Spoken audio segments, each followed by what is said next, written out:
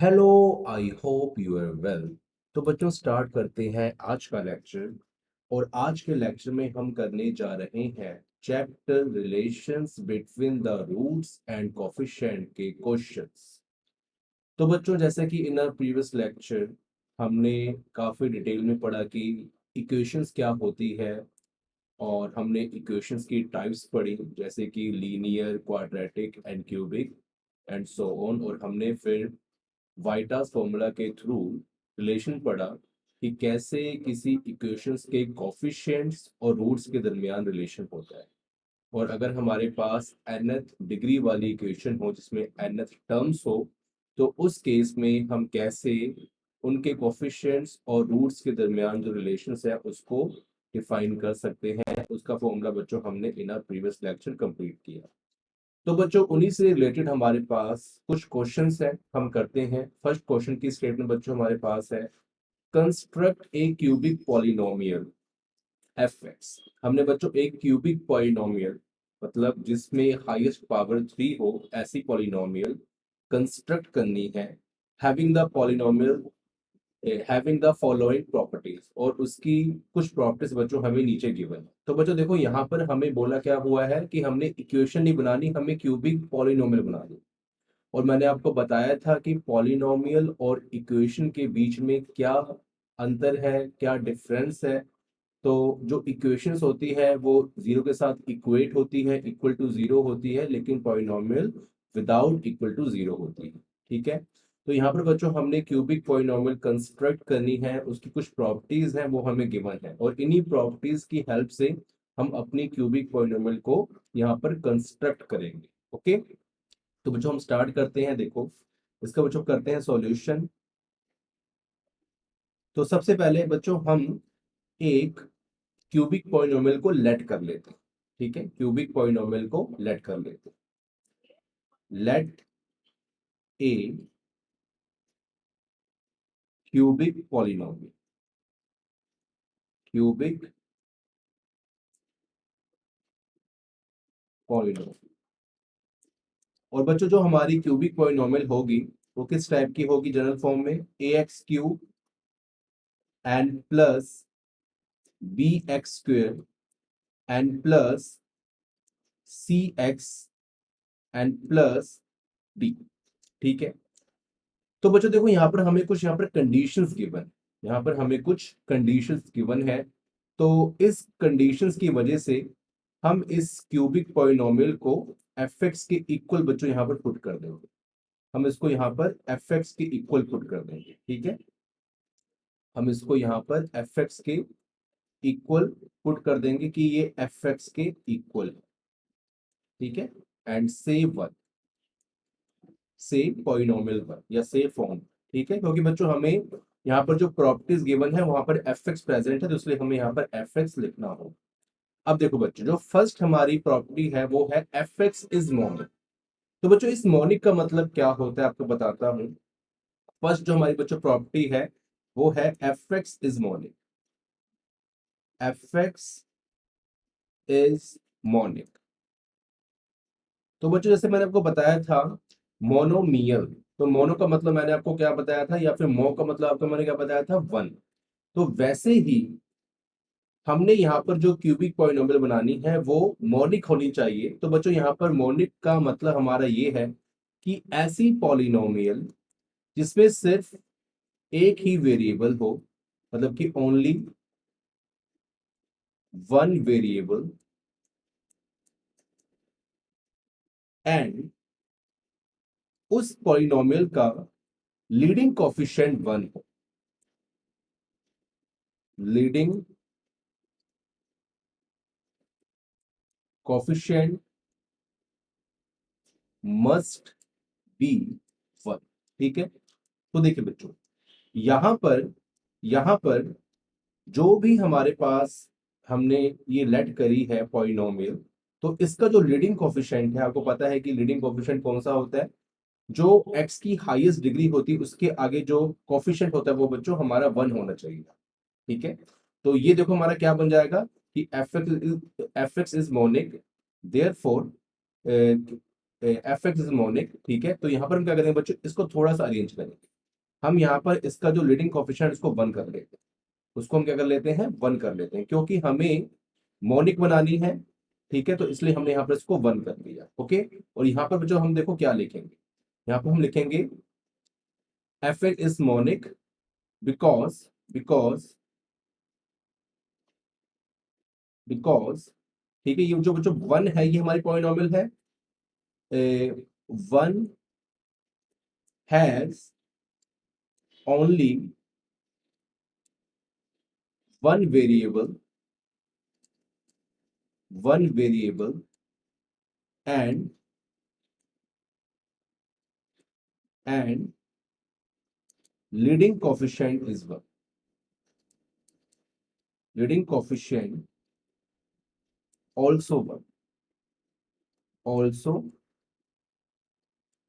1। ठीक है बच्चों, देखो F x is monic because 1 has only one variable, क्योंकि जो बच्चों ये 1 हमारे पास जो फॉर्म है, जो पॉलिनोमियल हमने लेट करी है, उसका बच्चों सिर्फ और सिर्फ 1 वेरिएबल है एंड लीडिंग कोफिशिएंट आल्सो 1। उसका जो लीडिंग कोफिशिएंट है, मतलब एक्स क्यूब के जो आगे कोफिशिएंट है यहाँ पर कुछ नहीं, तो मतलब 1 है, तो वही 1 है। तो बच्चों एफ एक्स हमारा क्या है, मॉनिक है। तो बच्चों हमने फर्स्ट जो प्रॉपर्टी थी इसको हमने कंप्लीट कर दिया। अब बच्चों सेकंड प्रॉपर्टी है, इसके अकॉर्डिंग हम चलते हैं। ठीक है, यहाँ पर देखो बच्चों सेकंड प्रॉपर्टी क्या है, f zero this is equal to -8। ठीक है बच्चों, इस बात का आपने ध्यान रखना है, f zero this is equal to -8। देखो जिसको हम कैसे करेंगे, अब देखो सेकंड जो बच्चों हमारी प्रॉपर्टी हो यहाँ लिखेंगे, ठीक है, f zero this is equal to -8।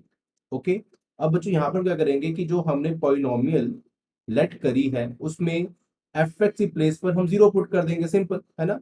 तो एफ एक्स की एक्स की प्लेस पर बच्चों अगर हम जीरो पुट करेंगे, तो जहां जहां पर भी राइट हैंड साइड में एक्स है वहां पर हम जीरो पुट कर देंगे सिंपली। जैसे कि यहाँ पर एक्स क्यूब है, तो बच्चों यहाँ बन जाएगा जीरो का क्यूब।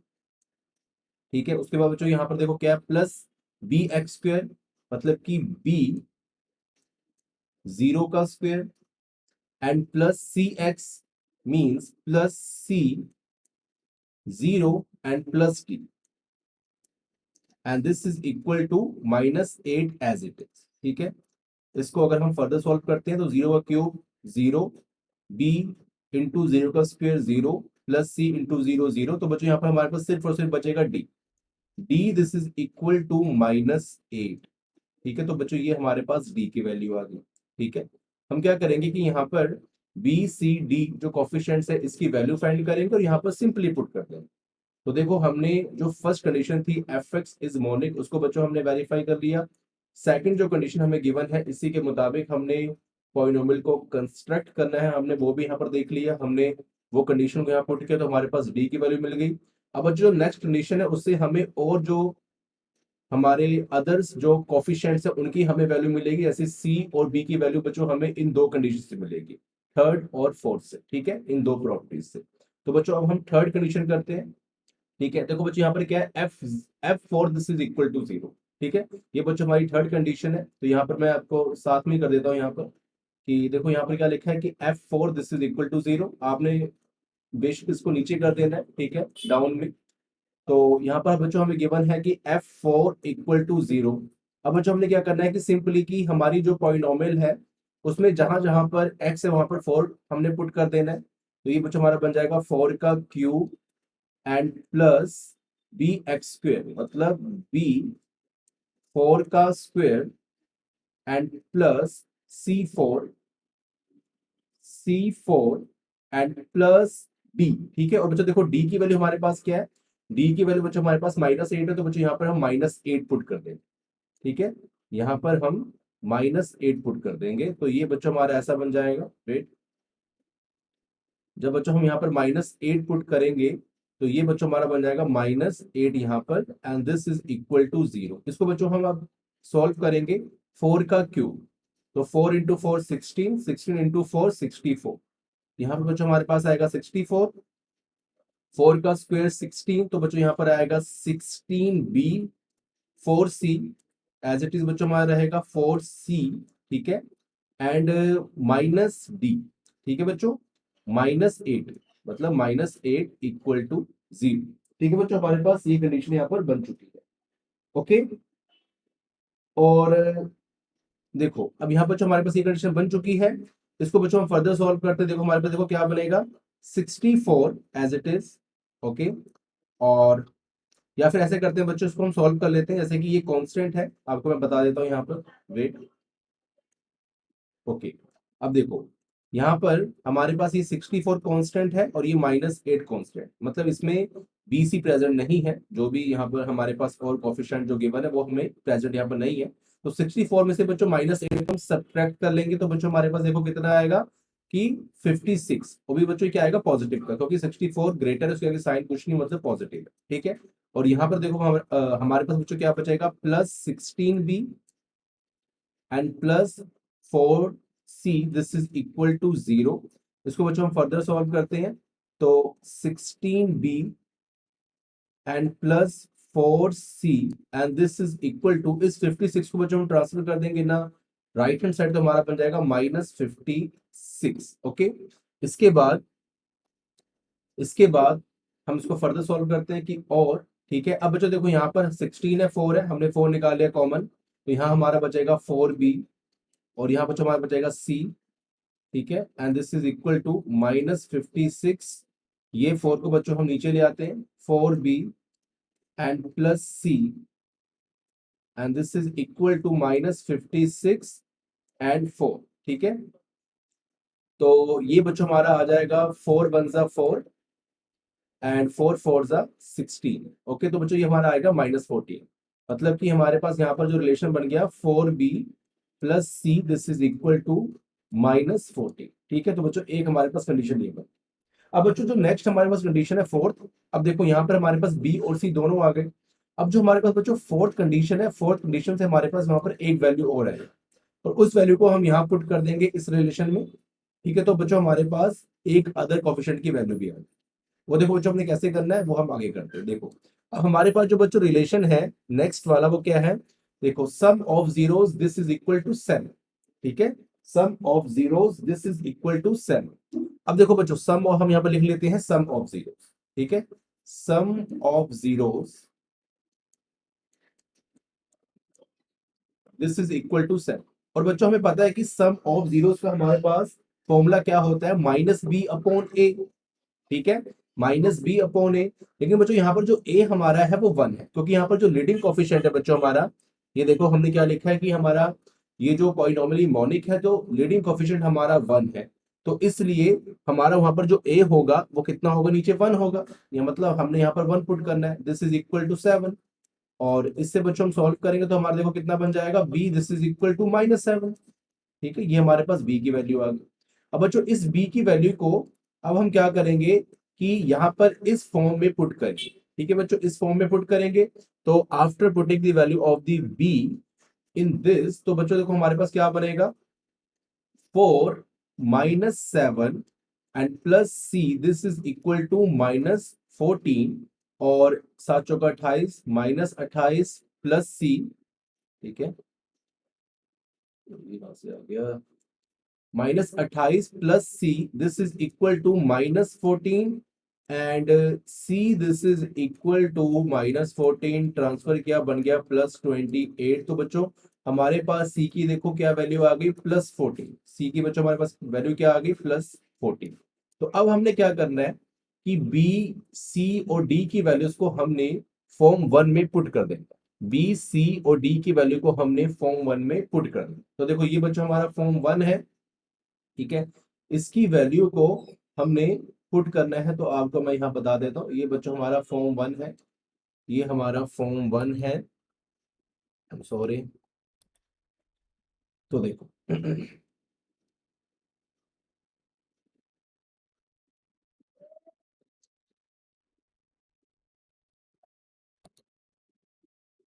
कॉपी, और इसको यहाँ रखते हैं हम, ठीक, ये हमारा बन गया फॉर्म 1।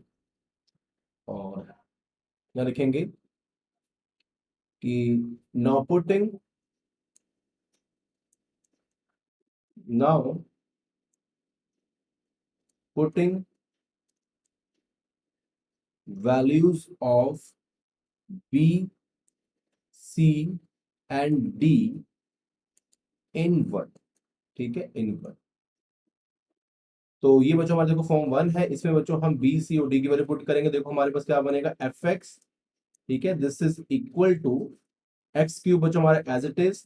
बी की वैल्यू देखो हमारे पास बच्चों क्या आई है, -7, तो यहाँ लिखेंगे -7 एक्स स्क्वायर। सी की वैल्यू हमारे पास आई है 14, तो +14 एक्स, और डी की वैल्यू हमारे पास आई है -8, ठीक है। तो डी की वैल्यू हमारे पास आई है -8, तो हम यहाँ रखेंगे -8, और ये हमारे पास रिक्वायर्ड रिजल्ट आ गया, रिक्वायर्ड पॉलिनोमियल, ठीक है।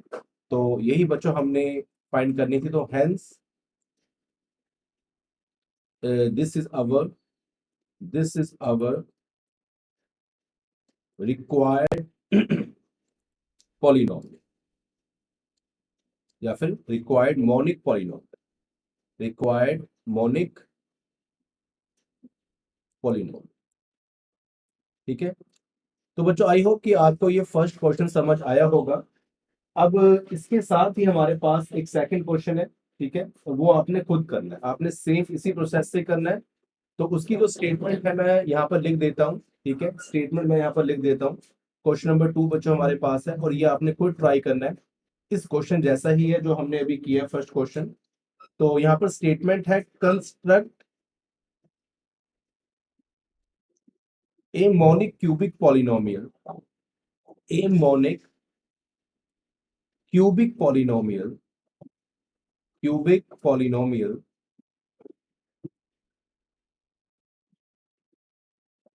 ठीक है, f x having the following properties, having the following properties,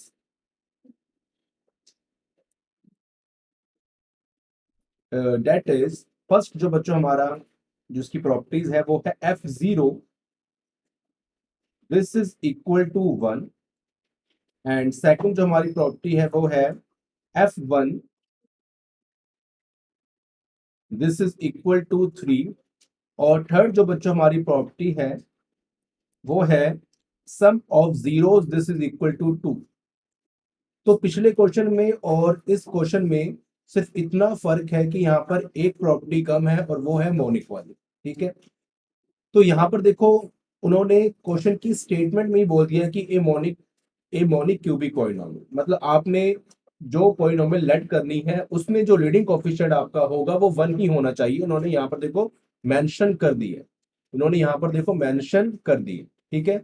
और बाकी जो 3 प्रॉपर्टीज है वो सेम है जैसे कि पिछले क्वेश्चन में थी। तो आपने सिमिलर प्रोसेस से इस क्वेश्चन को करना है, ट्राई योरसेल्फ, खुद करना है, कोई चीट वगैरह कॉपी वगैरह नहीं करना है, आपने खुद करना है। और ना समझ आए तो पूछ लेना, लेकिन मुझे उम्मीद है कि आपको समझ आ गया होगा और आप इसको कर सकते हो, ठीक है। अब बच्चों इसके बाद हम करते हैं नेक्स्ट क्वेश्चन, क्वेश्चन नंबर 3 हमारे पास है, और उसके अलावा कुछ और क्वेश्चन भी करते हैं। तो उससे पहले आप इतना नोट कर लें। Thank you so much.